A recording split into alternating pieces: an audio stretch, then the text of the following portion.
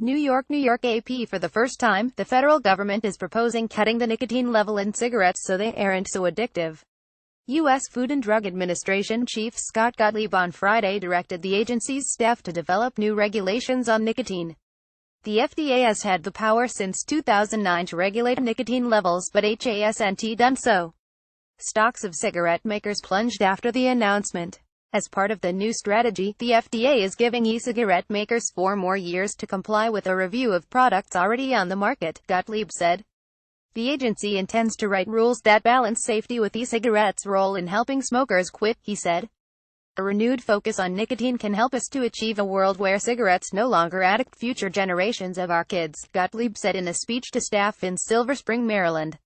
Tar and other substances inhaled through smoking make cigarettes deadly, but the nicotine in tobacco is what makes them addictive. Tobacco use is the leading cause of preventable heart disease, cancer and death in the United States, causing more than 480,000 deaths annually. Smoking rates, though, have been falling for decades and are at about 15%. Gottlieb said he has asked the FDA's Center for Tobacco Products to explore whether lowering nicotine could create a black market for higher nicotine products and what role e-cigarettes and other products play in reducing harm from smoking. Battery-powered e-cigarettes turn liquid nicotine into an inhalable vapor. He also wants new rules to address flavored tobacco products and kids. The FDA announcement is great news, said Eric Donnie, a University of Pittsburgh researcher who has studied what happens when smokers puff on cigarettes with lower levels of nicotine. Donnie and other researchers found that reducing nicotine substantially, by around 90%, leads to smokers being less dependent on cigarettes and smoking fewer of them. There have been concerns that smokers might react to lower nicotine levels by smoking more. But the research shows that's not what happens, not if enough nicotine is taken out, Donnie said. Most of the harm associated with smoking is related not to the nicotine but everything else in the smoke.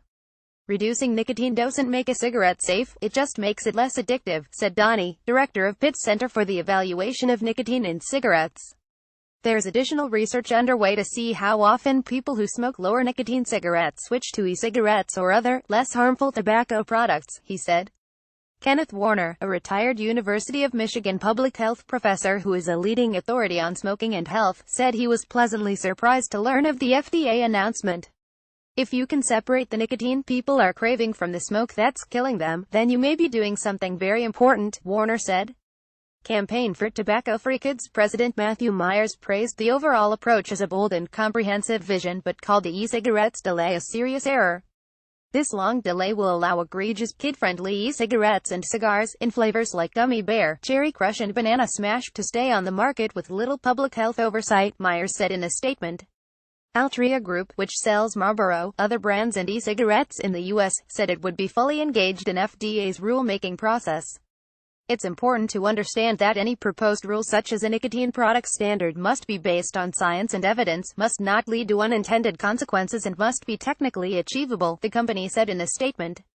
Gottlieb touched on premium cigars in his announcement, saying the agency wants to hear from the industry about their patterns of use and public health impacts.